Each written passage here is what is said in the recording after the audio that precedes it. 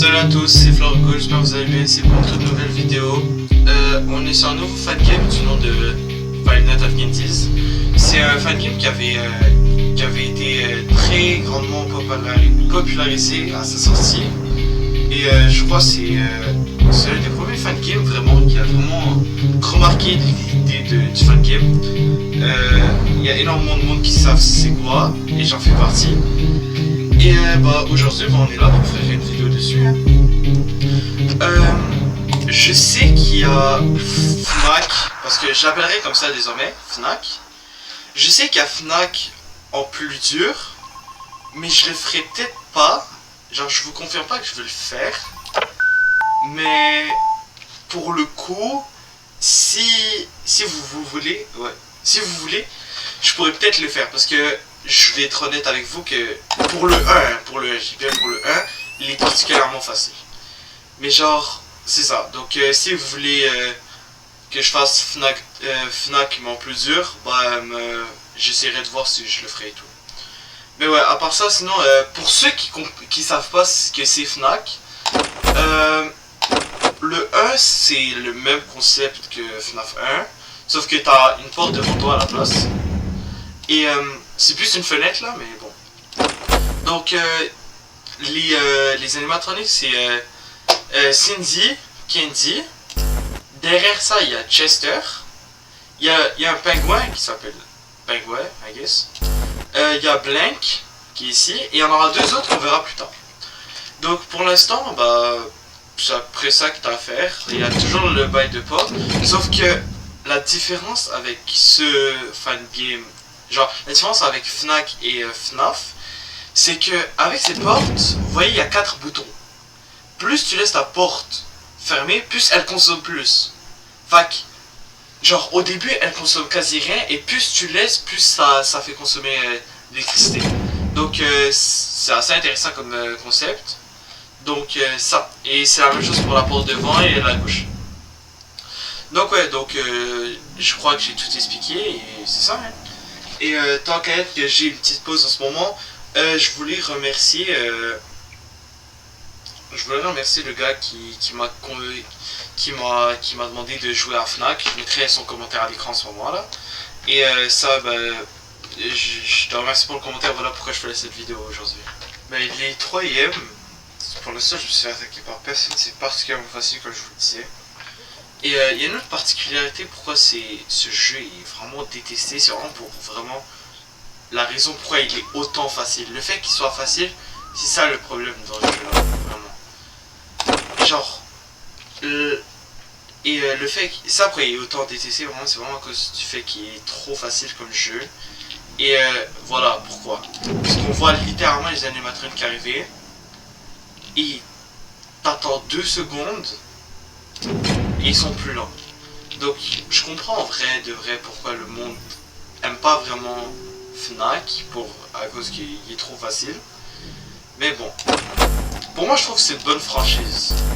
Genre si on compte pas le 1, le 2 et le 3 sont particulièrement sont d'extrêmement bons jeux. Genre j'aimerais bien que le 4 sorte bientôt là, mais bon.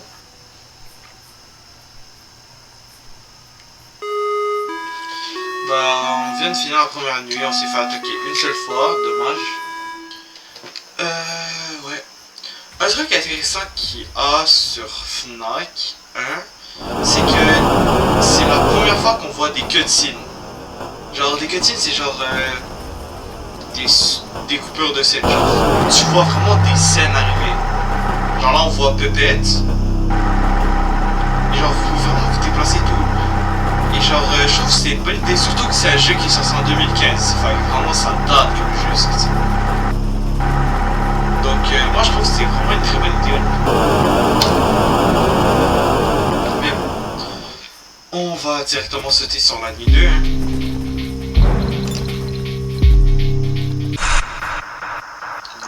Nuit 2, on espère que... Normalement, ça va être aussi facile que la nuit 1, honnêtement.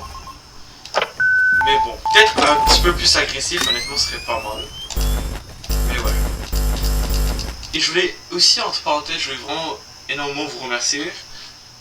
Déjà d'un, parce que même si ça faisait longtemps que je faisais des vidéos et que j'avais arrêté, en reprenant la vidéo, j'ai quand même réussi à énormément peut-être pas, mais j'ai eu quand même assez de vues, donc je voulais vraiment vous remercier. En plus, on va bientôt avoir les 100 abonnés, fait que ça serait incroyable si on peut les avoir avant le début de l'année.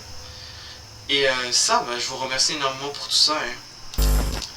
On s'est pas réellement attaqué là en ce moment, genre, on s'est fait plus attaquer que la nuit d'avant. Mais bon, vraiment très palpitant, si on peut dire ça comme ça. En plus, on est déjà à la moitié de la nuit, fait que ça. Et on a enfin 4 animatroniques sur la place. On a Cindy. Ok, je croyais qu'il était à ma porte, mais bon. On a le pingouin, lui que je vous parlais. On a Kenzie. Et on finit avec Chester. On a les 4 qui sont... C'est les 4 vraiment principalement sont très faciles à contrer parce que genre les 4 brillent, genre leurs yeux brillent dans la lumière, fait que c'est vraiment facile à éviter. C'est vraiment quand il y aura les 3 autres que ça va vraiment compliquer la tâche pour moi. Mais bon, c'est pas vraiment... ça va pas vraiment être un truc de fou non plus là, mais bon. Et le truc qui est intéressant avec le pingouin, c'est qu'il peut pas te tuer. S'il rentre dans ton bureau, le seul truc qu'il pourra faire, c'est juste jouer avec tes potes. C'est énervant, mais honnêtement, c'est déjà mieux que si tu mourais, imagine. Donc ça, c'est vraiment un truc bien, j'imagine que genre... Parce que c'est pas réellement un truc qu'on voit dans les FNAF. C'est genre la première fois qu'on voit un animatronique pouvoir rentrer sans tuer, si on compte pas, imaginons genre les fantômes dans FNAF 3, imaginons. Mais sinon, à part ça, je trouve que c'est comme concept de pouvoir laisser un animatronique rentrer et le seul truc qu'il fait, c'est juste de perturber, genre fermer les portes et tout. Par contre, ça reste qu'à la fin, ça reste vraiment énervant, surtout le fait qu'il peut jamais partir, donc dès qu'il rentre, c'est fini pour toi. Donc ça peut vraiment être énervant par contre, parfois. Mais bon, il n'y a rien vraiment de très alarmant, si on peut dire ça comme ça. Donc je crois pour cette fois, honnêtement juste pour cette fois, je crois que je vais aller jusqu'à la nuit 3 aussi. Parce que la nuit 1 et la nuit 2 étaient particulièrement ennuyants, je peux vous mentir. Même pour moi, il n'y a pas vraiment énormément de choses qui sont passées. À part quelques petites attaques à droite à gauche, mais faciles à contrer. Mais bon. Donc, spécialement pour celle-là, je me rendrai jusqu'à la nuit 3. Et je continuerai, j'essaierai de faire toute la série parce que genre, j'aime les 3 jeux un par un. Et je trouve que leur concept est pas mal. Et donc, c'est ça. Donc, on se retrouve dans la nuit 3. On a enfin fini. Nuit 2 finie. On se tourne directement vers la nuit 3. Hein. Comme ça, au moins, dans la partie 2, j'aurai juste à faire la nuit 4 et la nuit 5. Et je ferai probablement la nuit 6 tout seul.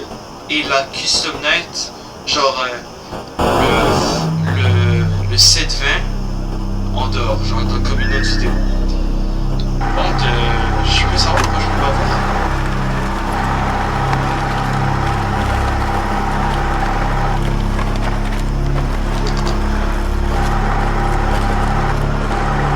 Je peux vraiment rien voir.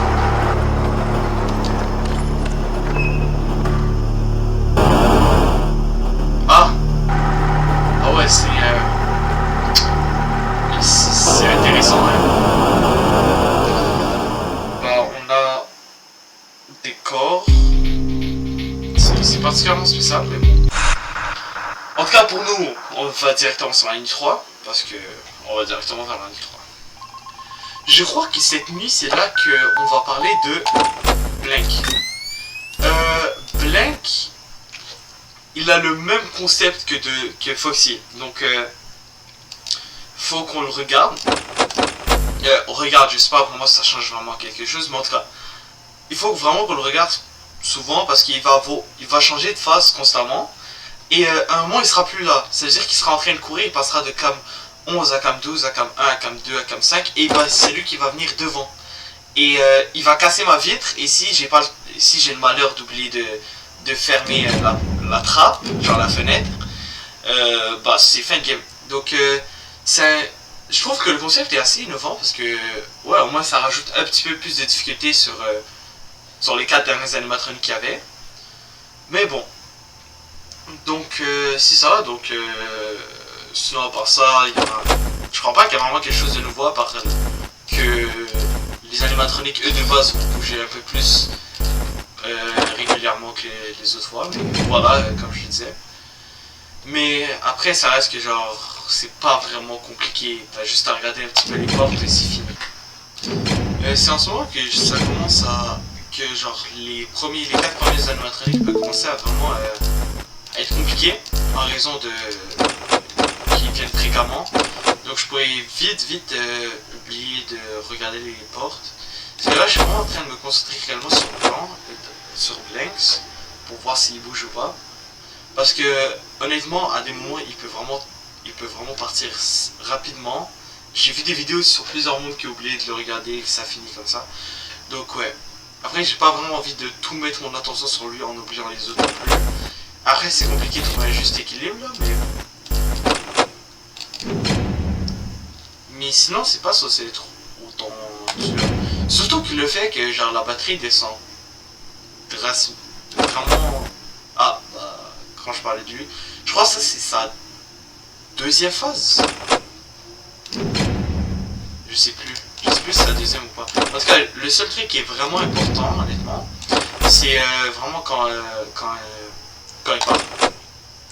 Après, je sais qu'il y a une strat, elle est vraiment, honnêtement, je vais vous dire honnêtement, elle est bien, elle marche, mais elle est chiante parce que, genre, vous n'allez pas réellement vous amuser au jeu, vous voyez.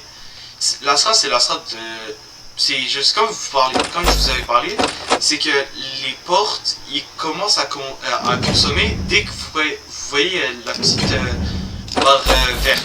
Ah, lui est parti. Donc voilà ce que ça fait. Il faut que tu fermes cette porte et quand tu entends le bam, tu peux la rouvrir. Donc comme je disais, la strat qui a à propos de la porte, ça serait de genre fermer les portes et de les rouvrir constamment. Comme ça, tu perds aucune énergie et en plus, tu peux louper personne. Il y a beaucoup de monde, ça je sais pas vraiment s'il y a beaucoup de monde qui l'utilise ou pas. Mais j'ai déjà entendu cette strat sur plusieurs vidéos. Et honnêtement, je vous la recommande parce que je vais pas vous mentir qu'elle est assez bonne. Surtout sur le fait que genre les animatroniques partent réellement rapidement, genre à la porte.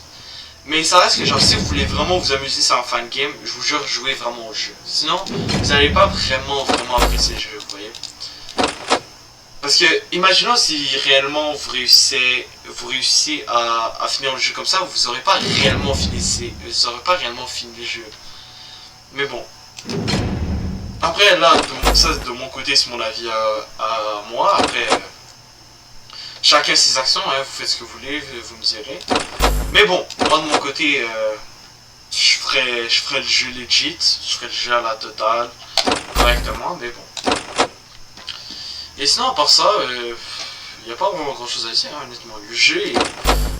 Pour un jeu, en vrai de vrai, le jeu est beaucoup critiqué, mais honnêtement, pour un jeu en 2015, je trouve qu'il est pas mal, hein, honnêtement. Ok, qu'en ce moment, en 2025, ça fait 10 ans, et que genre... il y a clairement beaucoup plus d'améliorations qui auraient pu subvenir à ce jeu. Mais bon, comme on dit, chacun sa tasse de thé. Hein. Si vous aimez, vous aimez. Si vous aimez pas, bah, vous quittez, hein, comme on dit. Mais bon, honnêtement, à part ça, on s'est fait attaquer...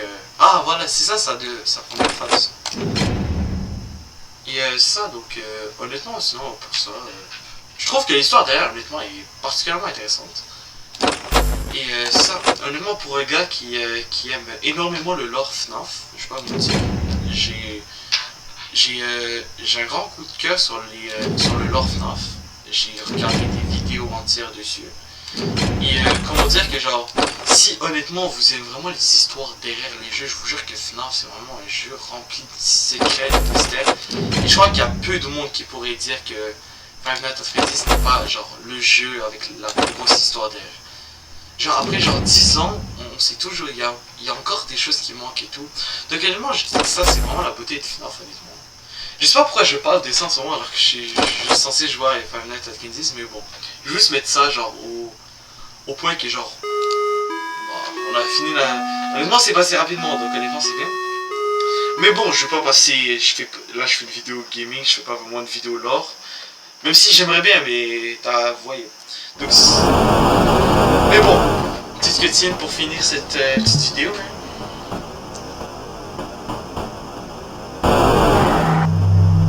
Ok, ouais, ça c'était qu'est-ce qu'on a vu la dernière fois. T'as encore Pepe qui tweak. Sinon, c'est encore. En fait, c'est bizarre de dire c'est des corps ou pas, honnêtement. Tu vas dire c'est juste des bouts de métal avec genre du sang dessus, genre c'est bizarre, c'est spécial honnêtement. Mais bon. À part ça, pour moi la vidéo se finit ici les gars. Ça c'est sûr que je ferai une vidéo, une partie 2 dessus. À part ça, s'il y a un fan game que vous voulez que j'essaie ou de quoi, vous pouvez toujours commenter, je regarde tous les commentaires et ouais ça je réponds à tout le monde.